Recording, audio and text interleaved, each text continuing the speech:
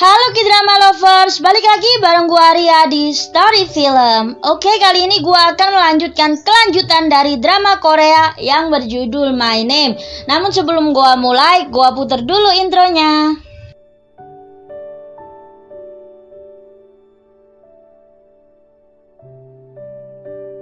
Gang Jae yang berhasil melumpuhkan Pildo dan Hyejin segera menelepon temannya. Namun yang mengangkat adalah Choi Moo-jin yang berhasil melumpuhkan anak buah Gang Jae dan temannya.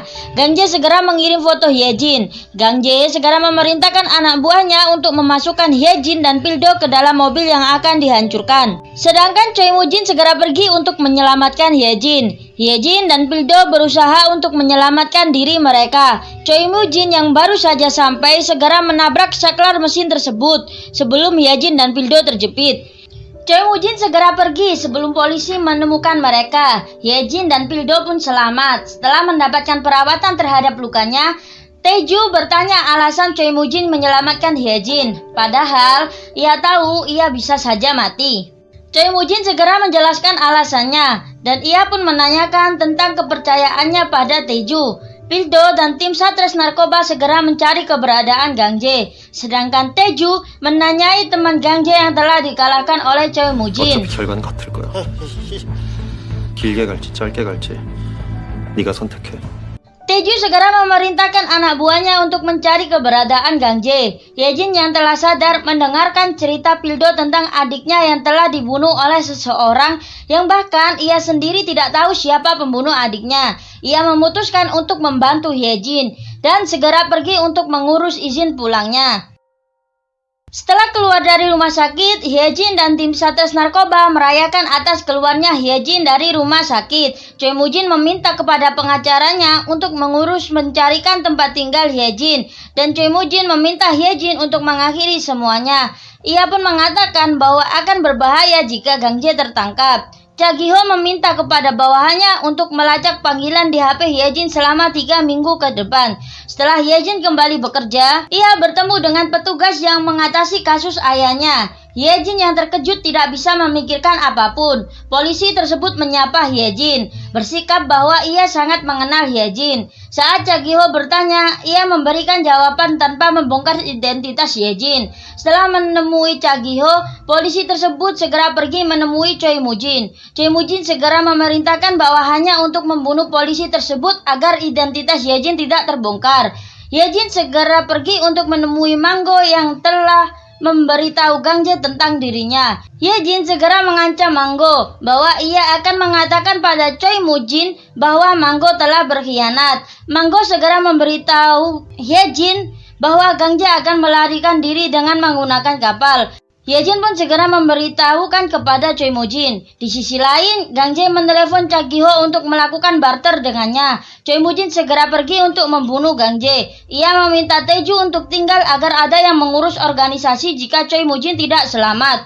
Para polisi sudah bersiap di tempatnya. Pertarungan sengit pun terjadi antara anak buah Gang Jae dan Choi Moo-jin.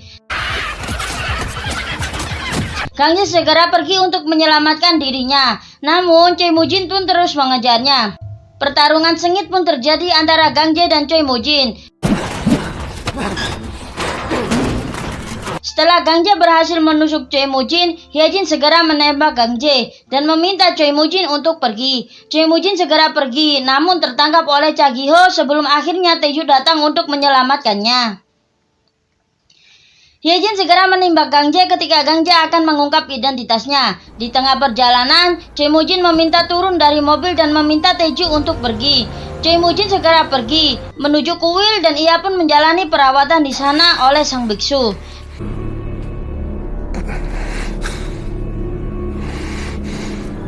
Setelah Hyejin membunuh Gang Jae, ia mengalami mimpi buruk karena untuk pertama kalinya ia membunuh seseorang. Tak lama datanglah Pildo mengunjungi rumahnya. Pildo merasa cemas untuk Hyejin. Mereka pun berbincang-bincang hingga akhirnya Hyejin tertidur dan Pildo pun segera pergi. Choi Moo-jin yang sudah sadar akhirnya menyapa sang biksu dengan percakapan singkat.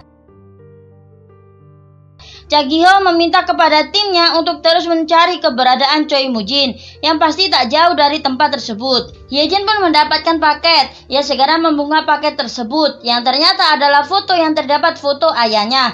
Choi Moo-jin segera menelepon Ye-jin dan meminta kepadanya untuk menemuinya. Setelah bertemu, Ye-jin pun bertanya kepada Choi Moo-jin.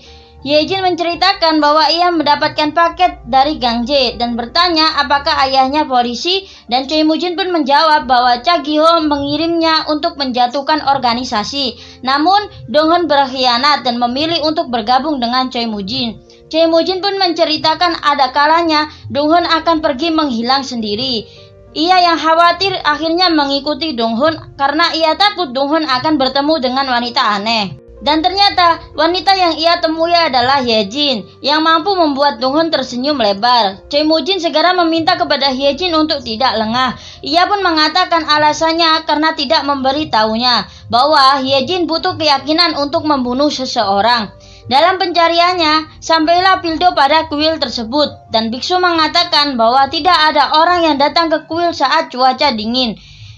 Choi Moo-jin menghubungi Tae-ju. Ia meminta pada Tae-ju untuk segera menghabisi Cha Gi-ho karena ia menganggap Ye-jin tidak bisa mengerjakan tugasnya. Cha Gi-ho yang baru pulang, ia segera ditikam oleh seseorang yang ternyata adalah Tae-ju.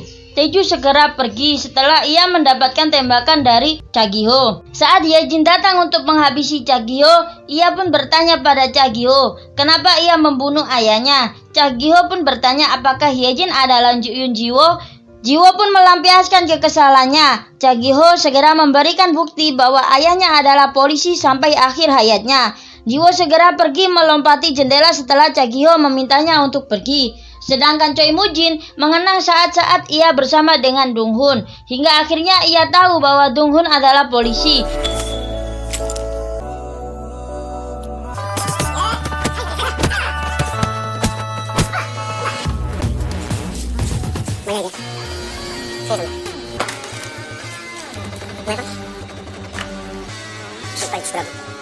Dan akhirnya Ye-jin tahu bahwa Choi Moo-jin lah yang telah membunuh ayahnya. Ye-jin menangis setelah membaca surat yang telah ditinggalkan ayahnya untuknya. Ia pun merasa marah dan kecewa kepada Choi Moo-jin yang telah membohonginya. Ye-jin segera pergi ke rumah sakit untuk melihat keadaan Cha Gi-ho. Ia pun bertemu dengan Pildo yang sedang menunggu operasi Cha Gi-ho selesai. Tae-ju melaporkan pada Choi Moo-jin bahwa ia gagal untuk membunuh Cha Gi-ho. Tae-ju dan anak buahnya segera pergi untuk menghabisi Ye-jin. 얼굴을 본 적이 없어. 형님은 배신자를 그 마지막 순간을 보기 위해서.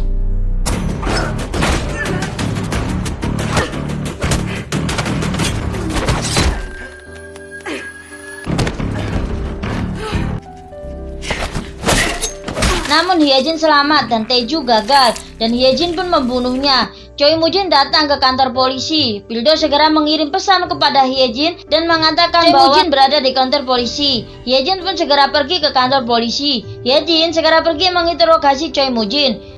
도광제 찌르는 걸 확실히 봤고 우리한텐 당신의 지문이 찍힌 칼이 있거든. 자백할 필요도 없어. 영장 1시간 안에 나와.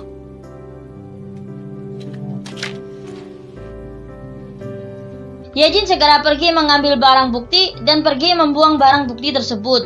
Setelah Ye-jin pergi, identitasnya pun terbongkar. Para polisi pergi mengejarnya, namun lolos.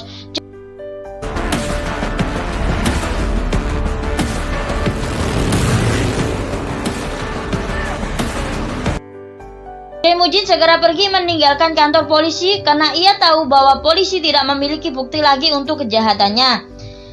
Setelah beberapa waktu berlalu, akhirnya Ye-jin tertangkap oleh polisi. Sedangkan Pildo mengungkapkan rasa kecewanya kepada Ye-jin. Pengacara Choi Moo-jin datang untuk menyampaikan pesan dari Choi Moo-jin pada Ye-jin. 널 절대 교도소에 보내지 않는다. 나에게 와라. Ye-jin segera dibawa ke rumah sakit untuk mengobati lukanya. Sedangkan Pildo segera pergi menemui Cha Gi-ho yang meneleponnya. Cha Gi-ho memberitahukan pada Pildo fakta sebenarnya. 송준수. 그럼 죽은 맙수대 막내 형사가 언더커버였어. 내가 동전파에 들여보냈다. Yejin berhasil kabur dari rumah sakit dengan bantuan suster yang pernah dibantunya. Namun ia tertangkap oleh Pildo. 어떻게 알고 최우진한테 가려는 거야? 놈을 풀어준 것도 직접 죽이려고 그런 거야? 알았으면 비켜. 난 너 막을 거야. 다 들었다면서. 내가 왜 이런지 알 거 아니야! 내가 어떻게 여기까지 왔는지. 아빠 죽인 새끼 잡겠다고 미래도 이름도 다 버렸어. 근데 그 새끼한테 속아서 사람까지 죽였어. 그러면 내 인생에 의미 같은 거 없어. Pildo pun tidak membiarkannya pergi. Ia pun memasang borgol pada tangannya dan tangan Hejin. Tak lama datanglah anak buah Choi Mujin yang menyerang mereka. Mereka pun berhasil lolos dan menaiki mobil. Anak buah Choi Mujin terus mengikutinya, namun mereka berhasil kabur. Pildo membawa Hyejin ke tempat tinggalnya. Ia pun mengobati luka Hyejin. Mereka pun berbincang-bincang dan Pildo menceritakan kisahnya. Karena terbawa perasaan, akhirnya mereka melakukan penggejolakan birahi bersama.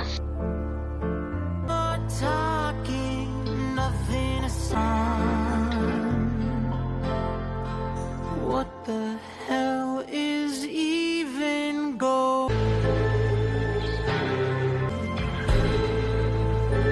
Weight of the world, the burden of day, drifting slowly away.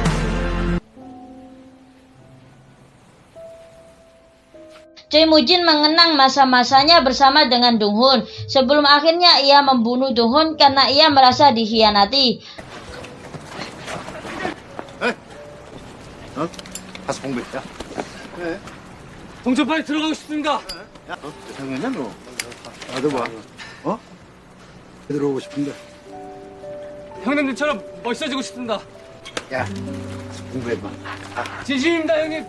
제발 받아주십시오. 잘할 수 있습니다, 형님. 정말 잘할 수 있습니다. 알로.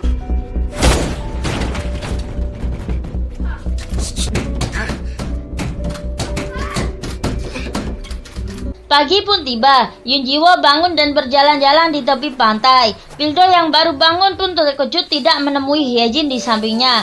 Ia segera pergi mencarinya dan ia menemukan Hyejin yang sedang berjalan-jalan. Mereka pun kembali bersama ke kantor polisi. Di perjalanan seseorang menembak Pildo dan segera pergi.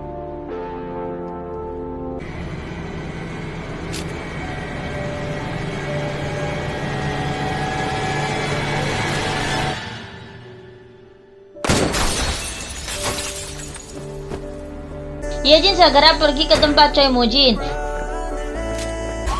Ia menghabisi siapapun yang menghalangi jalannya.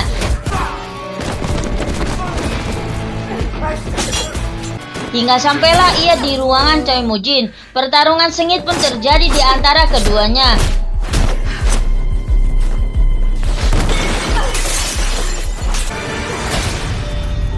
Dan akhirnya pertarungan ini dimenangkan oleh Yun Jiwo. Di akhir film kita akan diperlihatkan Yun Jiwo yang berada di area pemakaman dan ia pun mengenang masa-masanya saat bersama Pildo. Dan drama ini pun berakhir. Sampai jumpa lagi. Gua Ria pamit pergi. Goodbye.